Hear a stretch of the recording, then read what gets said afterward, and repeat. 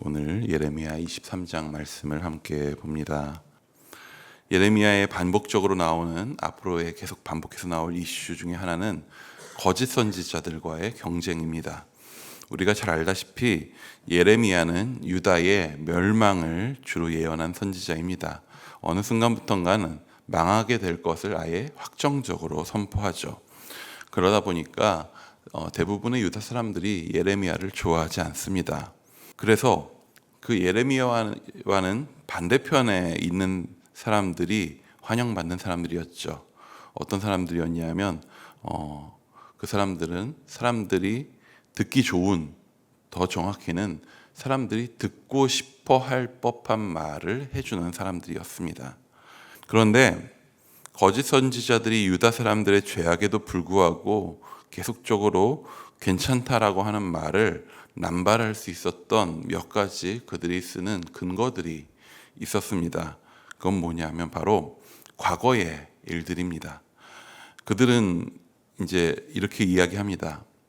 이스라엘은 하나님의 백성이지 않냐.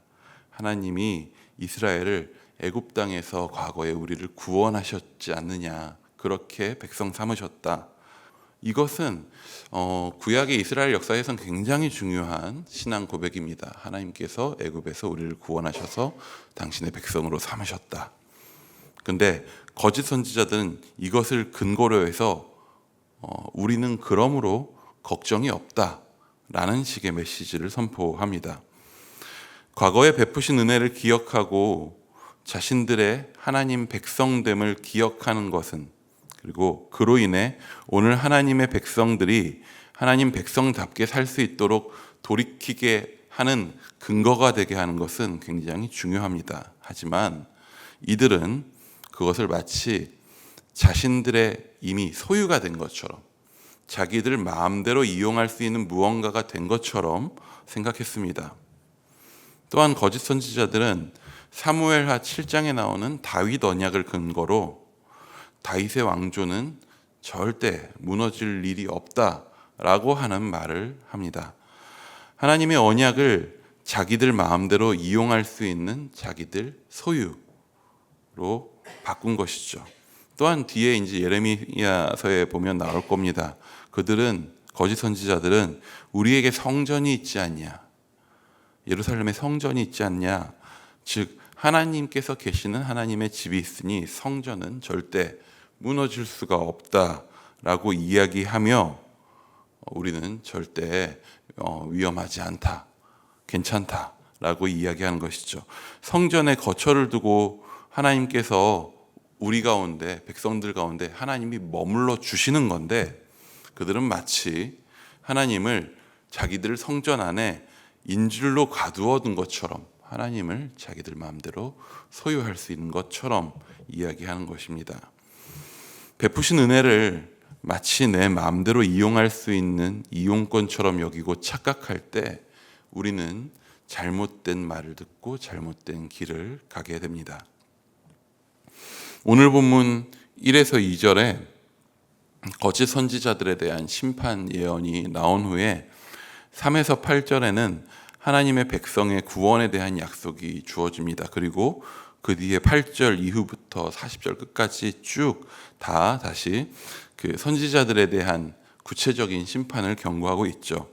그 중간에 있는 3에서 8절은 거짓 선지자들이 선포했던 잘못된 근거의 거짓 예언과 상반된, 정말로 그들이 기억해야 할 하나님의 선포가 무엇인지를 우리에게 보여주고 있습니다. 우리 5절 말씀 한번 같이 읽어보겠습니다. 여호와의 말씀이니라. 보라, 때가 이르리니 내가 다윗에게 한 의로 가지를 일으킬 것이라. 그가 왕이 되어 지혜롭게 다스리며 세상에서 정의와 공의를 행할 것이며. 하나님은 그 다윗의 왕조가 마치 무너지는 것처럼 보이게 하실 것이지만 거기에서 의로운 새로운 한 가지를 일으키실 방법을 쓰시는 거죠. 그들이 생각한 왕조와는 다른 한 가지를 일으켜 당신의 약속을 이어가시며 당신의 계획을 이루실 것입니다. 출애굽은 유다 백성에게 있어서는 자신들의 정체성이었습니다. 하지만 그들은 그 정체성을 하나님이 베풀어 주신 거에서 자기들의 소유물로 바꿔버린 것이죠. 그래서 하나님은 오늘 그 과거의 것을 잊어버리게 하십니다. 아예 과거 애굽 땅에서 인도하신 여호와의 사심으로 너희가 더 이상 맹세하지 않게 될 것이다. 더 이상 그걸로 맹세하지 말아라 하시는 거죠. 도리어 북쪽 땅, 그러니까 아직 일어나지 않은 일이죠. 이제 조만간 유다를 멸망시키고 포로로 잡아갈 저 북쪽에 있는 바벨론에서 인도하여 내실 여호와의 사심으로 맹세하도록 하십니다. 아직 일어나지 않은 일로 맹세하게 하시는 거죠. 받은 은혜는, 우리가 받은 은혜를 기억하는 건 되게 중요합니다. 받은 은혜는 너무나도 귀하지만 그것을 우리가 우리의 소유로, 자기 소유로 착각할 위험이 있습니다. 그래서 우리는 과거의 은혜를 통해서 무엇을 바라보아야 하면 더 크신 일을 완성하실 하나님에 대한 소망을 함께 보아야 합니다. 이스라엘을 애굽에서 구하신 하나님의 은혜는 이스라엘의 정체성이고 너무나도 중요하지만 과거의 일이 되어서 내가 예전에 그랬는데 하고 하나님 앞에 자신들이 지금도 그냥 언제든지 괜찮을 것처럼 내세우는 표지가 아니라 하나님께서 앞으로도 하나님의 능력으로 우리를 지키사 우리를 인도하신다. 그 능력이 하나님께 있다라고 하는 것을 바라보는, 그것이 내 소유가 아니라 내게 아니라 하나님의 것임을 바라보는 그런 미래에 대한 소망을 함께 보아야 하는 것이죠. 우리 또한 마찬가지입니다. 예수 그리스도의 죽으심과 부활하심은 과거의 일이지만 과거의 일만은 아닙니다. 우리가 그 주님을 믿는다 고백한 일도 이전에 있었지만 과거의 일만은 아닙니다. 그 은혜는 하나님께서 장차 우리 가운데 이루실 일들에 대한 확증이고 보증입니다.